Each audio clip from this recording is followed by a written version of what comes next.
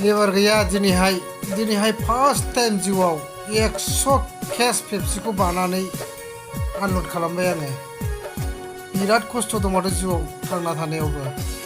बेनिखायनो आं सानो जिउआव थांना थानो थाखाय मानसिनो मोनसे फिसायानो जा गिदिरानो जा मोनसे मोजां जब नांगौ। मानोना जब मोननाय लोगो लोगो गभर्नमेन्टनिफ्राय माखासे गोबां दाहार हायज्य लानो हायो।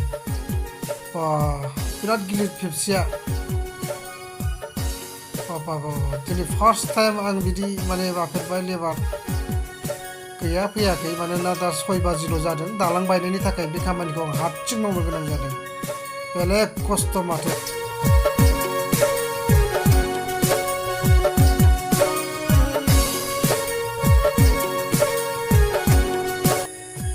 बिमा बिफायासो दायनिगिरि जाखोना आंसो दायनिगिरि जाखो? समफोराव सम बायदि खामानि मावना लानो रोङासै। समखौ ओरैनो बारग'आ होजोब्बाय। दासो देहा मोदोम जिउ बिखा बिख्लो गासैयावबो रोफो नांदों।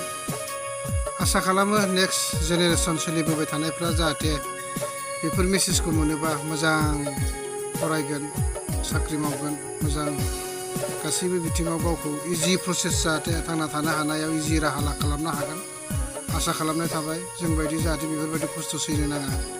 बिराद खस्थ' दङ बेफोरबायदि बिजनेसावबो। बेनिखायनो आसा खालामो आंनि मेसेजखौ एसेब्लाबो मोनोब्ला सोरबाया बुजिगोन। दिनै बेरे फुंजानि 6 बाजियावनो आं बेबायदि खामानि मावनांनाया हामजानाय मोनासै।